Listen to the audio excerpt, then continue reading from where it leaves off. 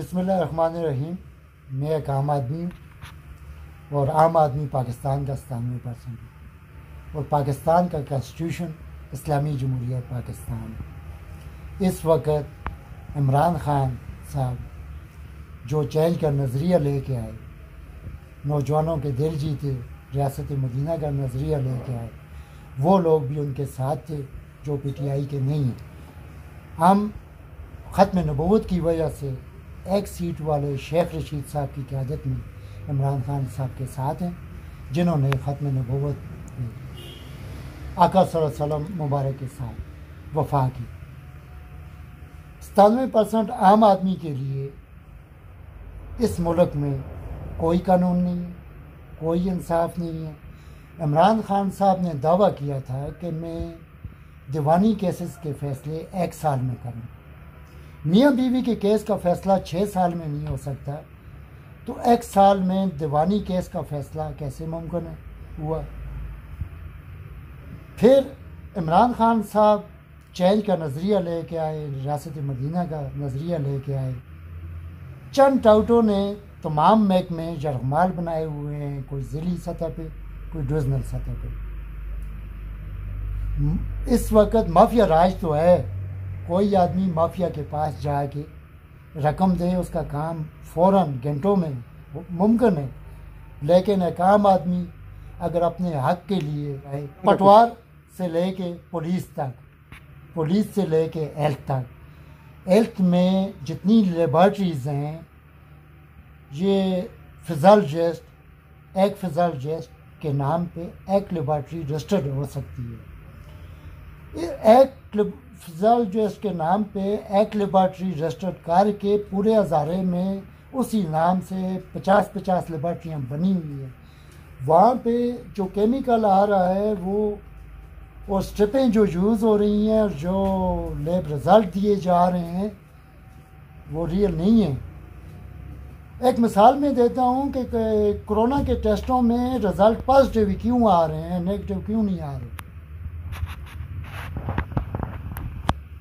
اسی طرح ڈاکٹر صاحبان کا بھی یہی حال ہے، میڈیسن کا بھی یہی حال ہے کہ ڈاکٹر کو گفٹنگ کی، میڈیکل ریپو نے گفٹنگ کی، کار دی، فریج دیا، اس کی وہ دی. لوکل میڈیسن جو لاہور میں روڈوں پہ بکتی ہیں، انڈین سے کھلی آتی ہیں، چائنا سے توڑوں میں آتی ہیں، یہاں پیک ہوتی ہیں، جن کے مارجن 400-500% پرافٹ ہے. اس میں سے 40-50% ڈاکٹر کو دے کے لکھوا لی جاتی ہیں، اور غریب آدمی اسپتال جاتا ہے، اس کو ٹائیفائڈ ہوتا ہے، اس کی ضرورت ہے 2 دوائی ہوتی ہے، اس کو 10 لکھ دی جاتی ہیں. مدینہ کی ریاست کیا یہ کہہ رہی ہے؟ مدینہ کی ریاست کے لیے ہمیں عام آدمی کی حالات بدلنا ہوگی. عام آدمی کی حالات بدلنے کے لیے قانون کی امپلیمنٹیشن ممکن بنانی ہوگی. اس کے بعد ہی اس تصور، اس نظریہ کو پلاٹ بن سکتا ہے ریاست مدینہ کا. ریاست مدینہ تو وہ ہے کہ حضرت عمر فاروق رضی اللہ تعالیٰ عنہ دجلہ کے کنارے ایک کتے کے موت سے بھی پریشان تھے، اور آج ایک عام آدمی دن رات مار رہا ہے. دن رات اس کی زمینیں ہتھیائی جا رہی ہیں، اس کے بزنس ہتھیائے جا رہے ہیں، اس کی source of income economy add کر دی جاتی ہے. یہ مافیا اتنی اسٹرانگ ہے کہ اگر کہیں پہ مساجد میں کسی کے باپ مرنے کا اعلان ہوتا ہے تو اس کے اگلے 20-30 منٹ بعد مافیاز اس گھر میں پہنچ جاتی ہیں، کوئی لیڈیز کی شکل میں، کوئی جینٹس کی شکل میں. کس لیے؟ کہ یہ ان بچوں کے درمیان اختلاف ڈالو اور زمین ہتھیا لو. ہماری کامیابی اسی میں ہے کہ ہم آخری نبی صلی اللہ علیہ وآلہ وسلم کی جھنڈے کے نیچے ایک امت بن جائے، انگریز کا نظریہ ڈیوائڈ اینڈ رول توڑ دیں، قومیت اور فرقہ واریت میں نہ بٹیں، تو پھر یہ تصور ممکن ہو سکتا ہے. 97% عام آدمی خود مدافعت کرے اور حکمران اپنی بات کے ساتھ مخلص ہوں تو پھر ریاست مدینہ ممکن ہے۔ اچھا، تو کیا سمجھتے ہیں ملک میں مہنگائی کے حوالے سے تھوڑا سا بات؟ مہنگائی کیسے نہیں ہوگی کہ جب آپ کی سبزی دبئی جا رہی ہو، آپ کے ٹماٹر پہ مثلا جتنی سبزی ہے عام آدمی کی ضرورت کی چیز ہے وہ ایکسپورٹ ہو رہی ہو، آپ کی درآمدات ہو رہی ہوں، برآمدات سب خراب کر دی گئی ہوں، بند کر دی گئی ہوں، معدنیات ساری بند ہو، کس طرح مہنگائی پہ قابو پایا جا سکتا ہے؟ مہنگائی کی وجہ عالمی اسٹیبلشمنٹ کی اکنامک ہیٹ مین پالیسی ہے۔ پاکستان کو سیاسی، کاروباری اور عدم استحکام کا نشانہ بنایا جا رہا ہے، جس کی وجہ سے مہنگائی ہو رہی ہے، ڈالر کی شرح اوپر جا رہی ہے، خزانے میں سونا نہ موجود ہونے کی وجہ سے، نوٹ پرنٹ کرنے کی وجہ سے، عالمی اسٹیبلشمنٹ کی اکنامک ہیٹ مین پالیسی کی وجہ سے، انارکی کی وجہ سے، سیاسی عدم استحکام کی وجہ سے، فرقہ وارانہ ٹکراؤ کی وجہ سے، طبقاتی تفریق کی وجہ سے مہنگائی کی شرح اوپر جا رہی ہے۔ مہنگائی پہ قابو پانے کے لیے سادگی اور عاجزی، اس کے بعد اپنی پیداوار بنانا، اپنی معدنیات اور اپنی چیزوں کے ریٹ عالمی منڈی کے برابر لگانا، ایکسپورٹ کرنا، امپورٹ کو ترجیح نہ دینا، اور وہ چیز ایکسپورٹ کرنا جس کے ذریعے سستی امپورٹ چیزیں آئیں۔ اس وقت اکانومی کے لیے سب سے خطرناک چیز ملٹی نیشنل کمپنیز اور ایلوپیتھی میڈیسن ہیں، جو سب سے زیادہ زر مبادلہ لے کے بیرون ملک لے جا رہی ہیں۔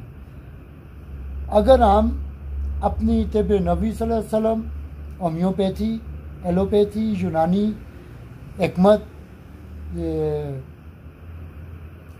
دیسی جڑی بوٹیوں پہ جو ہماری اپنی پیداوار ہے انحصار کریں تو تقریباً 40-50% زر مبادلہ باہر جانے سے روک سکتے ہیں۔ اچھا، ہمارے جو ضلع مانسہرہ کے سیاستدان ہیں، جو موجودہ عوامی نمائندے ہیں، جو اسمبلیوں میں بیٹھے ہوئے ہیں، ہمارے ایم این اے، ایم پی ایز، ان کی کارکردگی کے بارے میں بتائیں۔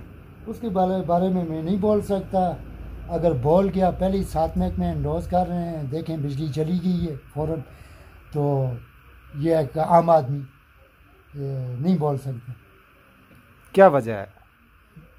وجہ یہی ہے پہلے تباہ کر دیا گیا ہے، فون آگے ابھی جا نہیں جائے گی بولوں گا۔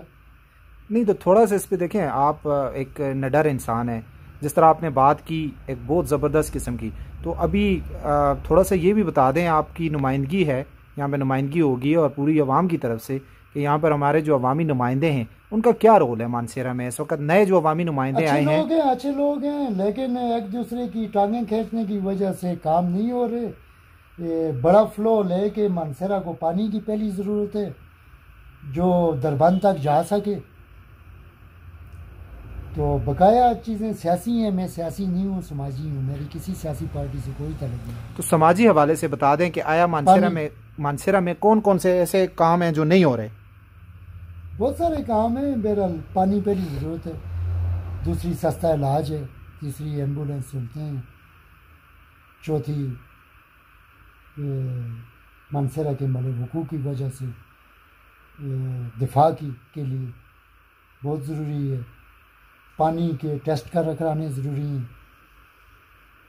جاپان بینک سے پیسے لے کے مانسہرہ کو بڑا اوور فلو دے کے دربان تک پانی پہنچانا پہلی ضرورت ہے مانسہرہ۔ اچھا یہ بتائیں کہ مانسہرہ میں اس وقت جو موجودہ سیٹ اپ ہے، موجودہ جو M P A M N As ہیں، چاہے وہ نون لیگ کے ہیں، چاہے وہ پی ٹی آئی کے ہیں، جس بھی جماعت سے ہیں، کیا آپ سمجھتے ہیں کہ اس سے پہلے جو عوامی نمائندے یہاں پر تھے، اسمبلیوں میں بیٹھے ہوئے تھے، وہ صحیح کام کر رہے تھے؟ جو ابھی موجود ہیں وہ کر رہے ہیں، کون سے تھے؟ سب صحیح کام کر سکتے ہیں اگر یہ سارے عوامی مفادات پہ ایک ہوں۔ اچھے شریف لوگ ہیں، مانسہرہ کے غلطی لوگ ہیں پورے کے پی کے میں، بشرطے کہ یہ ذاتی اختلافات کو اجتماعی مفادات پہ ترجیح دیں۔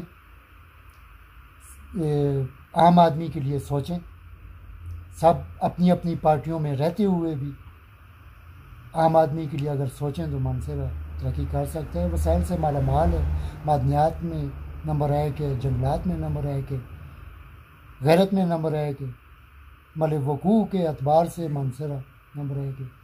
اس وقت چائنا کے ساتھ پارٹنرشپ پہ ڈرائی پورٹ بٹل میں جس طرح ہو رہا ہے کام, اس طرح بہت سارے روزگار کے مواقع مل سکتے ہیں.